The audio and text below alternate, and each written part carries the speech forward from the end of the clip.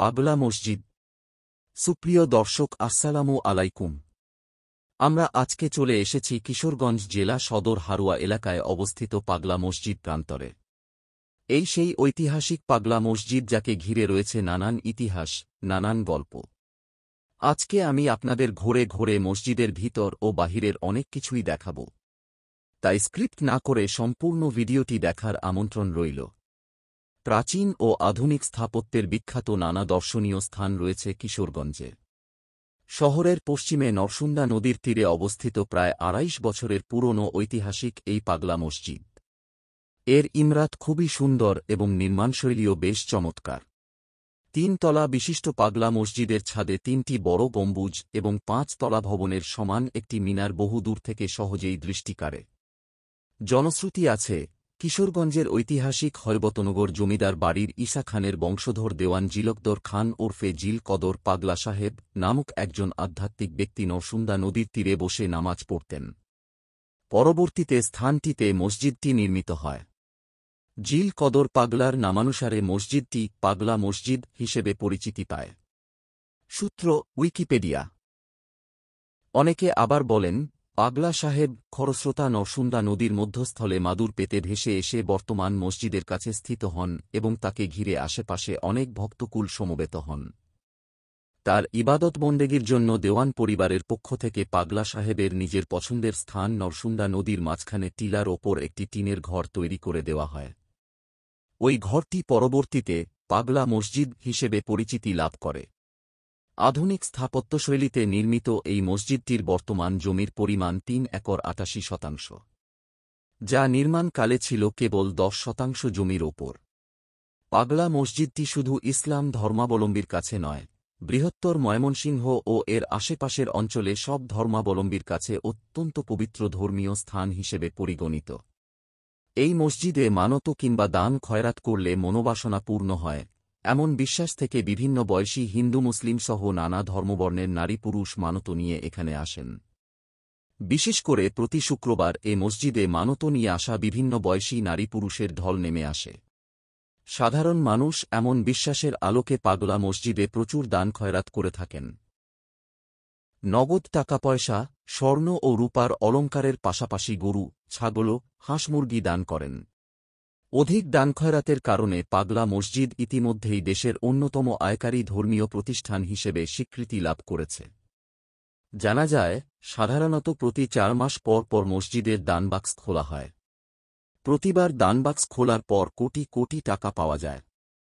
এছাড়াও আরও পাওয়া যায় dollar, euro, Saudi riyal, yen, দিনারসহ ইত্যাদি বিদেশি মুদ্রা। এমনকি বিভিন্ন সময়ে স্বর্ণালঙ্কার পাওয়া গেছে। এবং মসজিদের ভিতরে দিনরাত চলে টাকা গণনা। মসজিদের বিভিন্ন স্থানে মোট ১১টি সিন্ধুক রয়েছে। মসজিদের পাশেই রয়েছে মাদ্রাসা। এখানে অনেক ছাত্ররা ইসলামিক জ্ঞান লাভ করে। এখানে পুরুষ ও মহিলাদের অজুর জায়গা আলাদাভাবে তৈরি করা, তেমনি নামাজের জায়গায় আলাদাভাবে তৈরি করা। মসজিদের রাস্তার পাশে রয়েছে বিভিন্ন রকমের দোকান। এসব দোকানে পাবেন কেরান শরীফ, বই, জায়নামাজ, তসবিহ, আতর, ইসলামিক ওয়ালমেট, মোমবাতি, আগরবাতি, বাতাসা ইত্যাদি। দেশের বিভিন্ন জায়গায় থেকে যারা মানত বা ইবাদতের উদ্দেশ্য এখানে আসেন, তারা প্রয়োজনীয় যে কোনো জিনিস এখানে কিনতে পারবেন।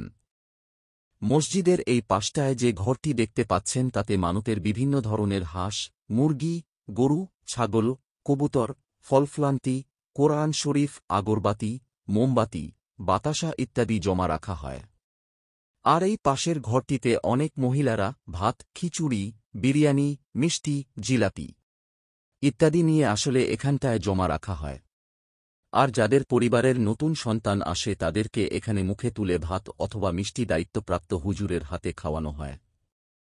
আর এই যে দেখছেন মাঠ, এটি মসজিদের পেছনের দৃশ্য।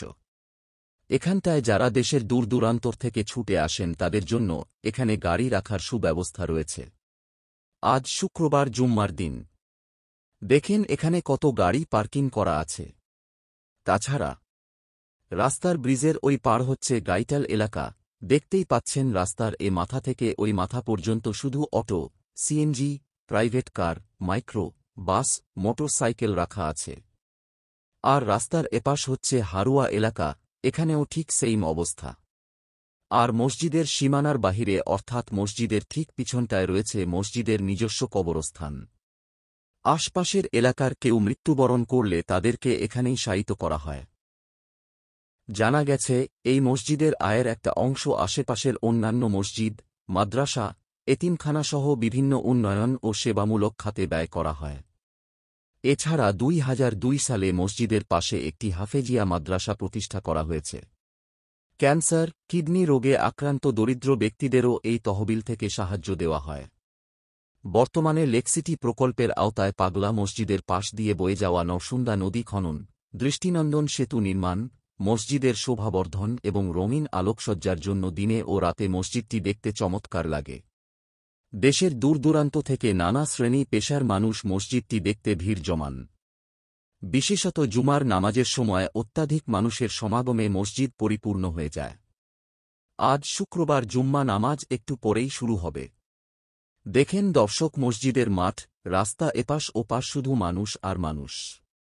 মসজিদের ভেতরে জায়গা না পাওয়ার কারণে মসজিদের বাহিরে যে যেখানে সুযোগ পাচ্ছেন সেখানেই জামাতের সহিত নামাজ আদায়ের জন্য দাঁড়িয়ে প্রস্তুতি নিচ্ছেন।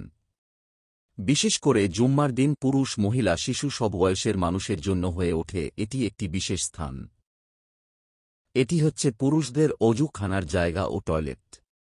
নদীতে যখন ভরপুর পানি থাকত তখন এই ঘাটেও অনেকে অজু করত, কিন্তু নদীর পানি কমে যাওয়ায় এখন আর অজুর জন্য এই স্থানটি ব্যবহার করা হয় না। কিভাবে আসবেন? দেশের যে কোনো জায়গা থেকে আপনি সোজা গাইটাল বাসস্ট্যান্ড অথবা রেল স্টেশন ৩২ বাসস্ট্যান্ড নেমে যে কোনো অটোরিকশা চালক ভাইকে জিজ্ঞেস করবেন যে আমি পাগলা মসজিদে যাব। দেখবেন কিছুক্ষণের মধ্যেই সোজা চলে এসেছেন আপনার সেই প্রিয় স্থান পাগলা মসজিদে। যে কোনো জায়গা থেকে এখানে সহজেই আসা যায়। সুপ্রিয় দর্শক, আপনার এতক্ষণ দেখছেন কিশোরগঞ্জ জেলা সদরের সেই ঐতিহাসিক পাগলা মসজিদের ইতিহাস এবং এর গুরুত্ব সম্পর্কিত আমাদের চ্যানেলে খুবই আকর্ষণীয় একটি ভ্লগ ভিডিও।